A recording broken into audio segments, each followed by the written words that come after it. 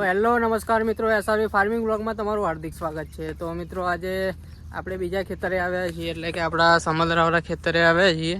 તો આપણે આ ખેતરની અંદર આપણે કરેલું છે દૂધી અને કારેલા, એટલે કે કારેલાની ખેતી કરી છે અને આગળ આપણે ડાંગર કરી છે। તો મિત્રો આજે અહીં આવ્યા છે કારણ કે ત્યાં તો આપણે મરચી તો ખતમ થઈ ગઈ, પાણી ઘણું બધું ભરેલું છે। અને મિત્રો આપણે જે વેરાયટી કરી હતી કારેલાની, તો આ એક ટક્સન છે। તો જોઈ શકો છો તમે એની ક્વોલિટી, અત્યારે બેસારો ચાલુ થઈ ગયો છે થોડા પ્રમાણમાં। તો આ રીતની કન્ડિશન છે। તો મિત્રો અહીં પણ ઘણું બધું પાણી ભરાયું હતું પણ નિકાલ થઈ ગયો છે કારણ કે આ પ્યોર ગોરાળું જમીન છે। તો મિત્રો અહીં પ્રોબ્લેમ આવ્યો છે નહીં, અને બાજુમાં જ નદી છે તો તમને નદી પણ બતાવું। તો નદીમાં પણ ઘણું પાણી આવ્યું હતું કારણ કે નદી આખી ખાલી હતી, તો પણ ઘણું બધું પાણી આવ્યું હતું, તો તમને નદી બતાવું। તો આ રહી મિત્રો નદી છે, તમે જોઈ શકો છો આ નદી છે, અને નદીની ઉપર જ આપણા ખેતર આવેલું છે। તો અહીં આગળ આપણે આજ તમને જોવા મળશે। અને મિત્રો આજે આપણે શોર્ટ બ્લોગ જ બનશે, આ બ્લોગ બનશે કારણ કે આપણે ફટાફટ અત્યારે શું વાતાવરણ ખરાબ છે એટલે ફટાફટ નીકળવાનું છે ઘરે, કારણ કે પછી પ્રોબ્લેમ આવી શકે છે। તો આ દૂધીનો પ્લોટ છે અને આ બાજુ કારેલીનો એક જ છે। તો આ રીતની કન્ડિશન છે। અને મિત્રો આજે આપણે ડાંગરની પણ રોપણી ચાલુ થઈ ગઈ છે। તો બ્લોગની અંદર બન્યા રહો કારણ કે હું તમને બતાવું વેરાયટી।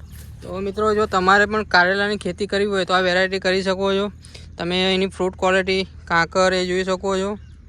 તો આ રીતની કન્ડિશન છે, હજુ તો સ્ટાર્ટ થવાની વાર છે, કોઈક આવ્યા છે। તો આ રીતની કન્ડિશન તમને જોવા મળશે।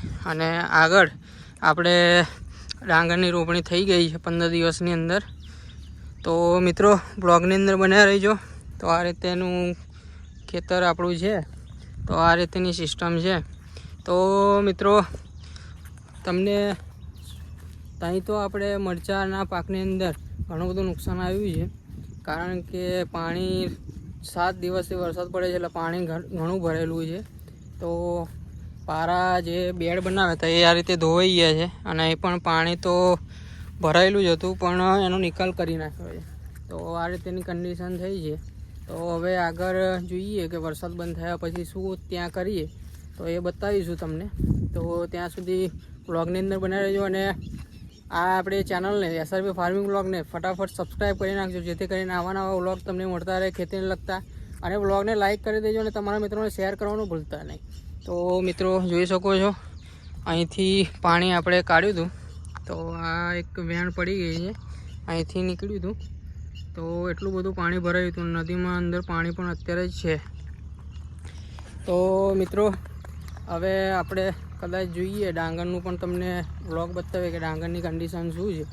તો મિત્રો અત્યારે આ જે છે એની અંદર પાણી ભરાયું હતું, તો એની અંદર આપણે જો થડ અને મૂળ કોવારો ના પડે એટલે આપણે આની અંદર ટૂવા આપવા પડશે, કારણ કે ફૂગનાશકના ટૂવાથી આ જે થડ છે અને મૂળ છે એનામાં કોવારો ના પડે। તો તમે જોઈ શકો છો તો અત્યારે ઘણી બધી પરિસ્થિતિ ખરાબ છે કારણ કે વરસાદ લગાતાર પડી રહ્યો છે, તો આ રીતેના પ્રોબ્લેમ બની શકે છે। તો મિત્રો આપણે અહીં વ્લોગ આપણે એન્ડ કરીએ અને મળીએ નવા બ્લોગની અંદર। ત્યાં સુધી ફટાફટ ચેનલને સબસ્ક્રાઈબ કરી દેજો, લાઇક કરી દેજો વ્લોગને, અને શેર કરવાનું ભૂલતા નહીં તમારા મિત્રોને।